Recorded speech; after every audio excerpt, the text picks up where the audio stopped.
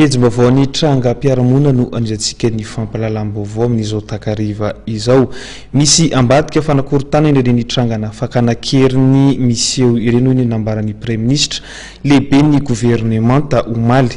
Misy antokon'olona na ao amin'ny fitodrana na ao amin'ny mpanohitra te hampiseho amin'ny alalan'izy ireny hoe tsy mahavita ny asany governemanta ho hiatran'ny lehiben'ny governemanta omaly.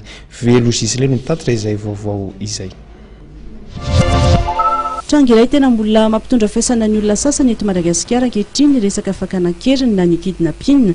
Vao tamin'ny faran'ny herinandro teo no nisy tranga iray izay niseho tany Tomasina Tanjy. Manoloana izany dia nanambarany praiministra lehiben'ny governemanta omaly nandritry ny fihaonana tamin'ny mpanao gazety tsy mahazo arivo fa tokony irahina ny vahoaka manoloana ireny tranga ireny. Tena tsapa raha nambarany fa misy tokoa ny zavatra ao ambadika ireny na io ara-politika na io natao tsotro zao anakorontanana.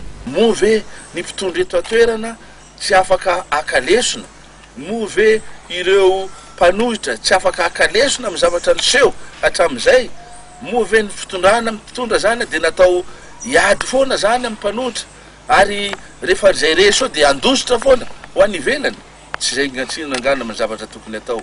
Move natao hiverin-dalana foana avoaka malagasy, hifandrafy, hifamono, potika ny fotodrafitrasa dia anarina indray mandeha ary eo indray mety hisy ny sazy zay ataon'ireo mpandrarara toeka ireo partenaires internationaux zay ve ny tena tanjotsika ka zay no anaovako antso avoaka malagasy hoe safidy roa fotsiny no ampelatanantsika zany manoloana ny toe-javatra misy amin'izao fotoana zao. Ninona zavatra tenenina dia tsy afa-misaraka amin'izany hoe misy ambadika ary misy ambadika za tsy tena hoe ambadika politika androany fa ambadika amin'ny hoe entana anakorontanana fa mazava ny teny filoham-pirenena, mazava ny teny governemanta fa hoe tsy maintsy ho tanterahana amin'ity taona ity fifidianana filoham-pirenena. Manoloana ireo tranga fakana ankerindreo sy navotsitra ireo rola tao amin'ny fonjana Ambatolampy dia nanazava ny praiministra omaly fefa mandeha daholo fa nadidina mikasika azy ireny ary efa miezaka ireo tompon'andraikitra amin'ny fijerena vahaolana mikasika izany.